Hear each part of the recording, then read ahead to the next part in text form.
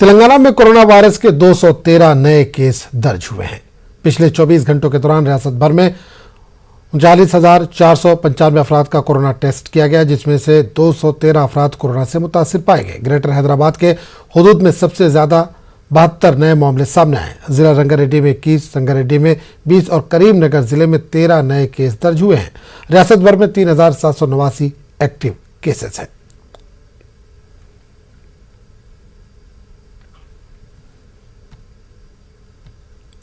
तेलंगाना में corona virus की वबा काबू में है। नए वेरिएंट ओमिक्रॉन से निपटने के लिए तमाम तर तैयारियां मुकम्मल कर ली गई हैं। एयरपोर्ट पर खुसूसी सेल कायम किया गया है।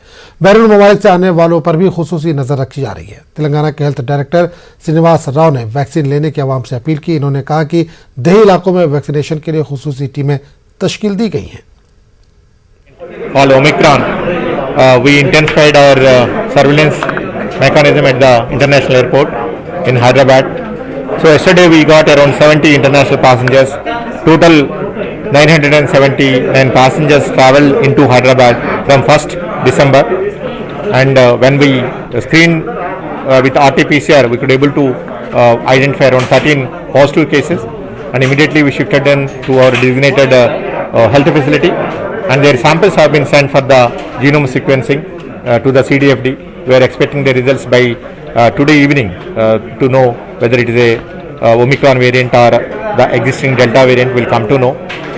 So Telangana government has fully geared up to meet any eventuality. We intensified our vaccination program also. Yesterday we could able to do around 3.15 lakh doses across the state.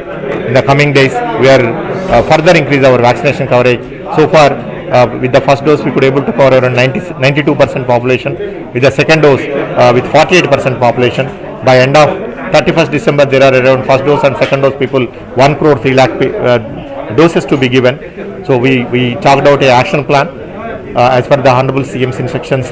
We are traveling to all these low coverage districts to improve the coverage with the 2 doses. So that will be taken care. So at present as far as the COVID is concerned, the situation is completely under control. Telangana, our positivity is 0.59%, our recovery rate is 98.89%.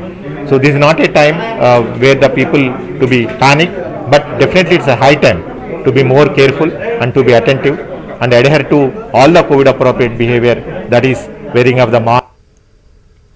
Bharatiya Janata party के साबिक MLC Ramchandra Rao ने corona की guideline पर अमलावरी की आवाम से appeal की। इन्होंने कहा कि कोरोना का नया वेरिएंट ओमिक्रॉन तेजी से फैल रहा है। रामचंद्र राव ने वैक्सीन लेने और मास्क लगाने के साथ साथ सोशल डिस्टेंसिंग की भी आवाम से अपील की।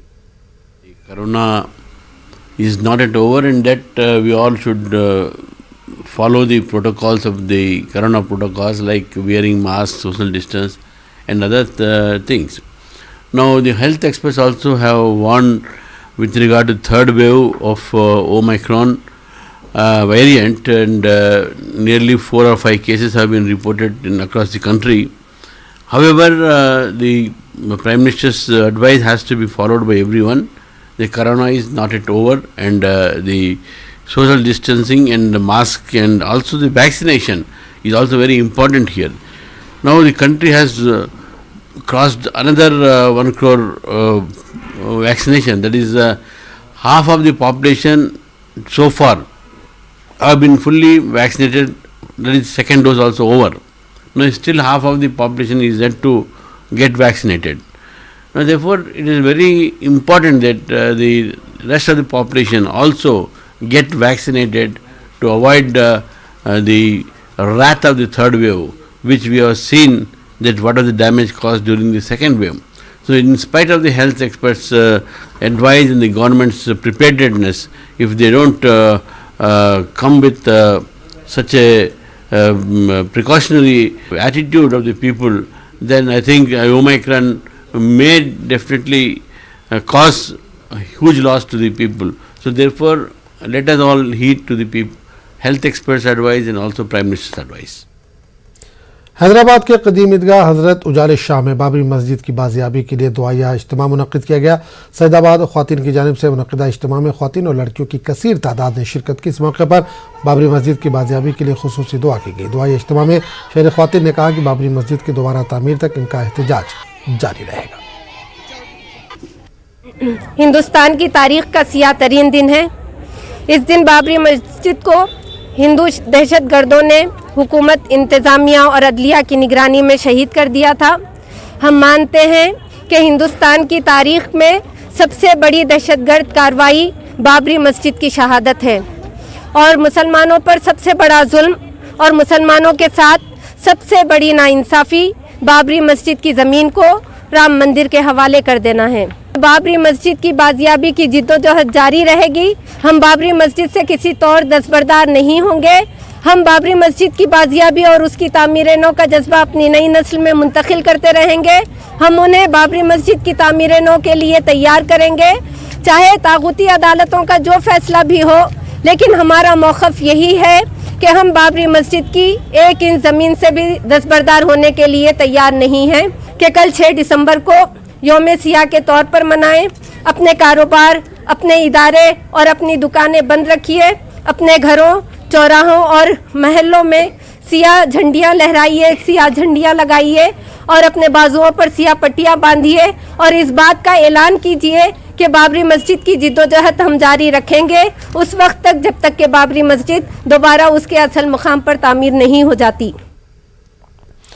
हैदराबाद पुराने शहर के इलाके दबीरपुरा में कार्डन सर्च ऑपरेशन मुनक़िद किया गया। इस दौरान रोडी शीटर्स, मुश्तबा अफराद की काउंसलिंग की गई। साउथ जोन डीसीपी की क़यादत में सर्च ऑपरेशन मुनक़िद हुआ। सर्च ऑपरेशन के दौरान बगैर नंबर प्लेट और बगैर आरसी की चल रही 100 से ज़्यादा गाड़ियों को जब्त किया गया। डीसीपी ने बुरी आदतों से दूर रहने की आवाम से अपील की। उन्होंने कहा कि गांजे की सप्लाई और इसका इस्तेमाल करने वालों के खिलाफ सख्त कार्रवाई होगी।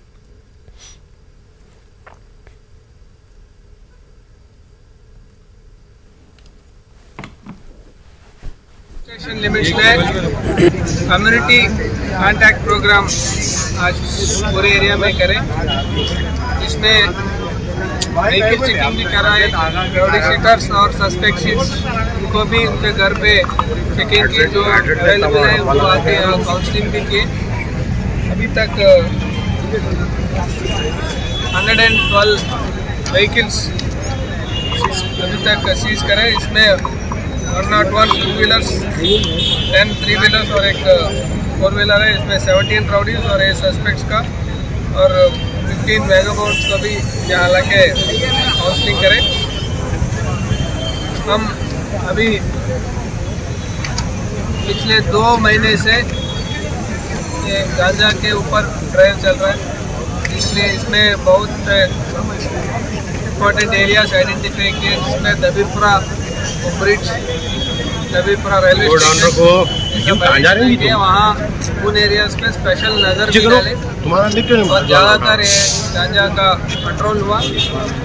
और राउडीज़म में भी दबीरपुरा बहुत नए राउडी शीट्स खुले और पुराने जो राउडी शीट्स हैं उनको भी क्लोज किए। और इसमें इसी दौरान में आप मीडिया से रिक्वेस्ट करता हूँ कि अगर कोई गांजा का इंफॉर्मेशन है तो डायरेक्ट पुलिस को बताएं। तेलंगाना को गांजा फ्री स्टेट बनाना। तेलंगाना के जिला जगत्याल में सड़क हादसा पेश आया। तेज रफ्तार आरटीसी बस और कार आपस में टकरा गए। इस हादसे में कार में सवार 3 अफराद की मौके पर ही मौत हो गई, जबकि दीगर 3 अफराद शदीद तौर पर जख्मी हुए। महलूकीन में 2 बच्चे भी शामिल हैं। जख्मियों को कोटला के सरकारी दवाखाने मुंतकिल किया गया। महलूकीन का ताल्लुक कोटला के बिलालपुर इलाके से है। हैदराबाद से आबाई मुकाम वापसी के दौरान यह हादसा पेश आया।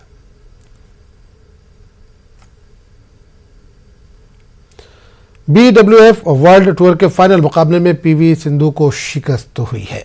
जनूबी कोरिया के खिलाड़ी अनस्यांग के हाथों सिंधु को शिकस्त हुई। फाइनल मुकाबला अनस्यांग और सिंधु के दरमियान मुनक्किद हुआ। आलमी सतह पर 6ठा रैंक रखने वाली स्यांग ने नेट प्ले, बेसलाइन प्ले का शानदार मुजाहरा करते हुए सिंधु को संभलने का मौका नहीं दिया। फाइनल मुकाबले में सिंधु को 16-21, 12-21 से शिकस्त हुई।